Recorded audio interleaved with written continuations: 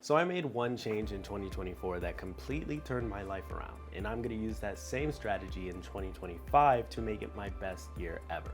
And I want to invite you to do the same. Hey everyone, welcome back, or if you're new here, hi, my name is Mark, and I'm a UX and product designer, a digital marketer, and someone who loves creating content about personal growth, productivity, and all things design. At the start of 2024, I was constantly planning to improve my life, planning to start a business, planning to read more, planning to post more YouTube videos, just overall work on my goals, but I wasn't actually taking any action. So I decided to make one simple change, and it might sound very silly or cliche, but that one change was just starting and building momentum.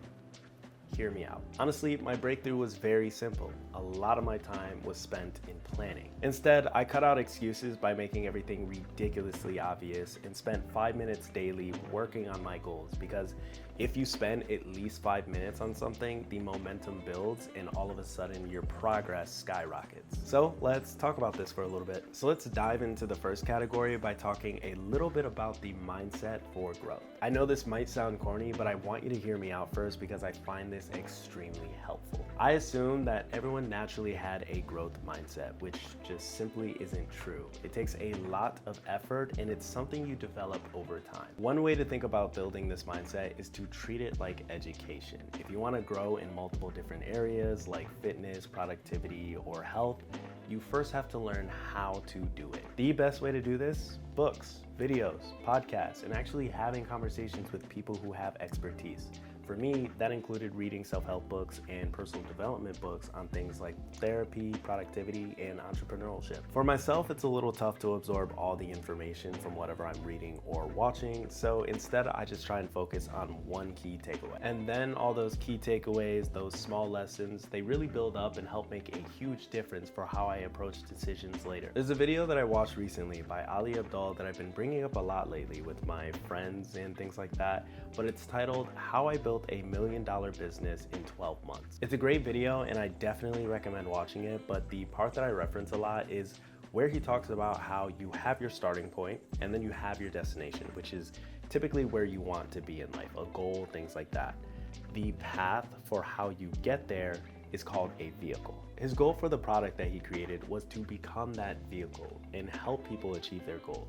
The surprising part of it all, though, was that when people paid a ton of money for this product, the vehicle essentially, you couldn't really force them to get in it or to use it at least. He goes on in the video to talk about how a lot of people had the resources they need, they paid a lot of money, but a lot of them just didn't act. This just goes to show that the lack of progress in people's lives isn't the lack of resources or knowledge, because it's all accessible and free. You can go out to the internet and get all of this information that you need on YouTube or Google, ChatGPT, things like that.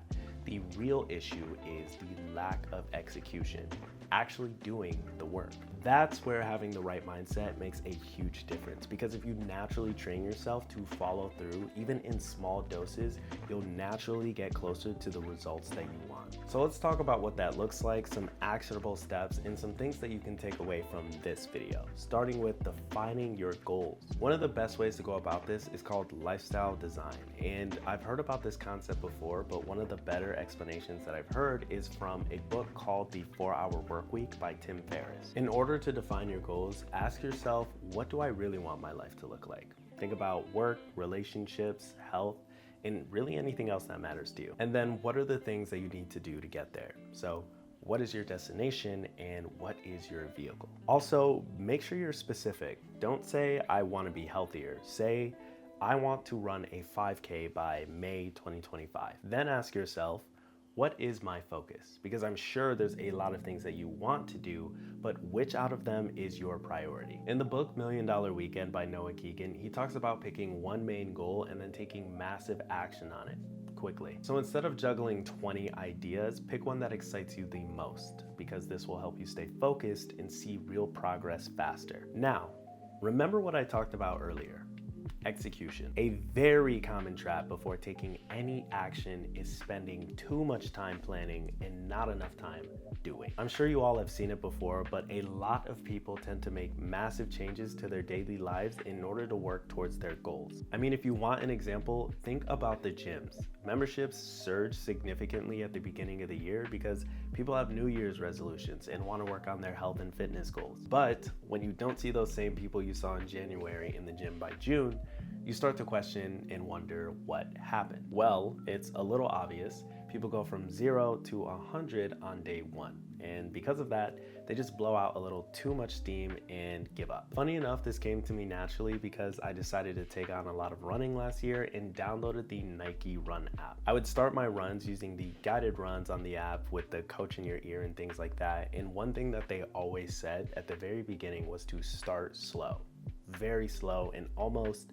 too slow. But because I started out slow, my body was able to warm up, my muscles were not cramping, and by the time I hit at least 1 mile in, I didn't feel like giving up. I actually wanted to keep going.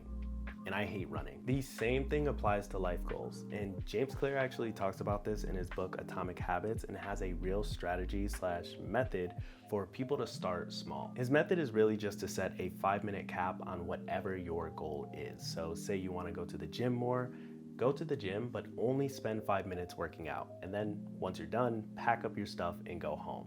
Continuously do this, and then eventually, once you're at the gym for 5 minutes and go, you know what, I'm already here, let me work out for another 10 minutes, you start to build momentum, and that just keeps going. Starting small is key because mentally setting the bar to 5 minutes or to something small lowers the pressure and makes it easier and doable for you. That way, you're less likely to quit. All right, so once small steps feel comfortable, it is time to start to build on them. As you consistently take action and do the thing that you want to do, your self-image actually begins to switch. So instead of saying, I'm trying to become a runner, you start to say, I am a runner. This new identity actually helps you stick to growth because you're simply being the person you believe that you are. As you continue to challenge yourself, you should ask questions under this identity. So for example, say I wanted to become a healthier person. Then if I'm challenged with the idea of eating fries or a salad for a snack or lunch, I would ask myself, what would a healthy person do? All of this information is really only scratching the surface of what personal growth is and what it can do for you. For me this year, I want to make a lot of videos in relation to personal growth and my own journey. So if you want to follow along, make sure you hit that subscribe button. Other than that, thank you so much for watching, and I will see you in the next one.